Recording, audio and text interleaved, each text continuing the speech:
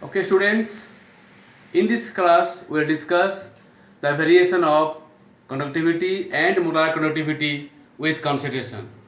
Okay, variation of conductivity and molar conductivity with concentration. Now, first of all, let us discuss variation of conductivity. To understand this concept, I have taken two solutions. One is 0.1 m KCl solution, the other one is 0.01 m KCl solution. Now students, can you see that in case of 0.1 m KCl solution, there are more ions are there per unit CMQ. Its concentration is more than 0.01 m KCl solution. It is 10 times than that of the 0.01 m KCl solution. Here in 0.01 m KCl solution, the number of ions per CMQ is less.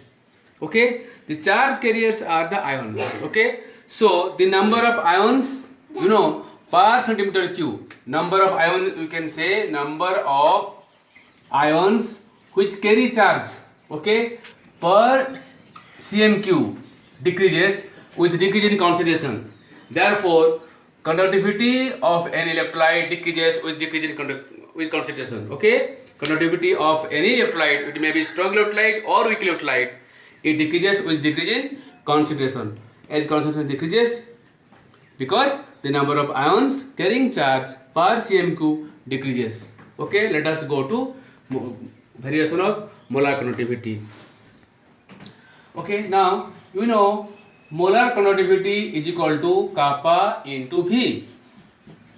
Molar conductivity of an electrolyte is equal to specific conductance into volume of solution containing 1 mole of electrolyte. Okay, now as with decrease in concentration, molar conductivity increases for both strong and weak electrolytes.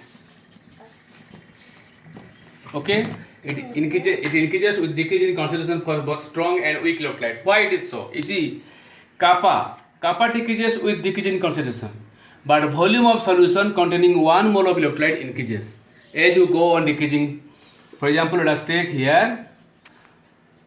200 ml of 0.1 m KCl. Okay, you add some water. Okay, you add some water and it becomes 300 ml. Okay, 300 ml, number of ions remain same. Okay, but volume increases. So volume increases, the molar conductivity increases. Now there are two things taking place simultaneously. One, decrease in kappa, increase in volume. The decrease in kappa is less effective in comparison to increase in volume of solution. The effect of increase in volume of solution compensates for the decrease in the kappa value. Therefore, the overall effect is that lambda m increases, molar conductivity increases for both strong and weak electrolyte with decrease in concentration. Okay, now we will see separately how molar conductivity varies with concentration for strong and weak electrolyte.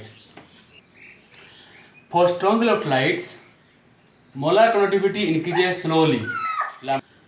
For strong electrolyte, molar conductance lambda m varies with concentration by an equation lambda m is equal to lambda m naught minus a into under root c. That is, it increases linearly with decrease in concentration. Now, let us first of all understand why molar conductance of strong electrolyte increases slowly. Okay, first of all we should understand lambda m or molar conductance increases slowly with decrease in concentration. Okay, why it is so? It is because that I have taken here again two solutions, 0.1 m KCl and 0.01 m KCl. Now in 0.1 m KCl the concentration is higher, therefore number of ions per CMQ is more, therefore the speed of the ions, the mobility of the ions is less. Mobility of ions is less. But what do you see here? As we add water, as we decrease concentration, then number of ions per cm³ decreases. Therefore, the speed of the ions, okay, in case of a potential difference applied, the speed of the ions, cation and anion, both increases because of decrease in the concentration or increase in the dilution. Okay, decrease in concentration is achieved by dilution. Okay, dilution means adding solvent to the solution, that is called dilution. So student, you come to know that with decrease in concentration, molar conductance increases, and it increases slowly for strong electrolytes. Why it increases slowly for strong electrolytes? It is because of increase in the speed of the ions, increase in the mobility of the ions. Okay. Now when you plot a graph between lambda m versus under root c, that is ionic strength mole per liter power half, what you find for strong electrolyte, it is seen that molar conductivity increases slowly. Okay, let us take this for KCl solution. Now in this is your 0.2 m, for example, this is 0.4 m, this is 0.6 m. Now as we dilute solution, the concentration decreases gradually. So this is the point at 0.6 m KCl. This is the concentration, that is the conductivity, molar conductivity when the concentration is 0.4 m. This is the conductivity when concentration is 0.2 m. So we have seen that as concentration decreases, molar conductivity increases slowly. Okay, and as the concentration decreases, okay, the molar conductivity increases. Now what is seen that for strong electrolyte also, if you go on further decreasing concentration, there will be no further increase in the KCl, the value of molar conductance, and therefore it is very difficult to determine the limiting molar conductivity of a electrolyte. Now for strong electrolyte, but we are fortunate that by extrapolating the graph, by looking at the changes, the variation, and then extrapolating the graph, this is called extrapolation.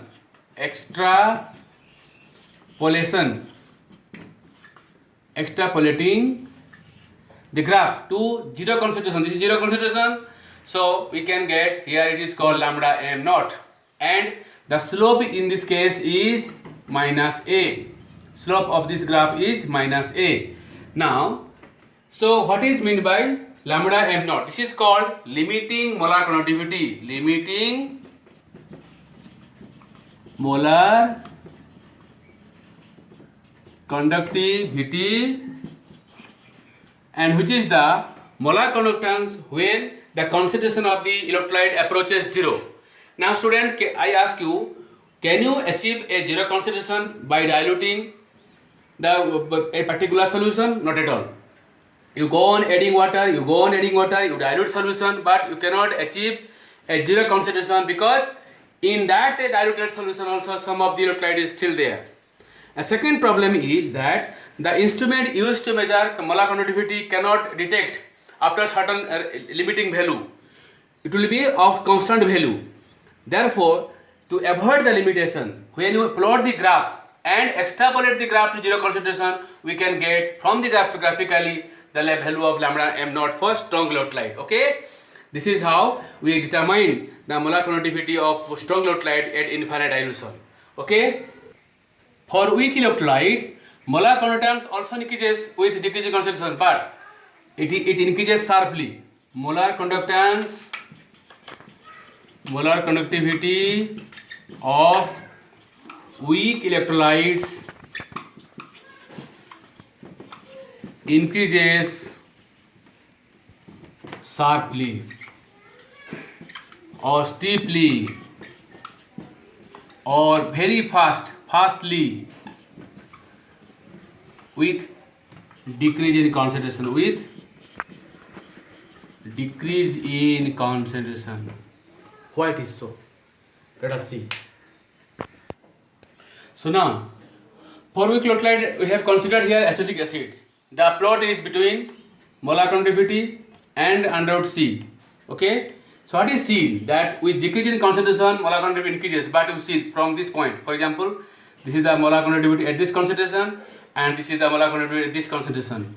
With a decrease in the concentration, there is sharp increase in the lambda m. Okay, lambda m, for example, dash, double dash. What do you find? This much. But in case of KCl, what do you find? For KCl, what do you find? With this change in concentration, okay, there is only slow, marginal.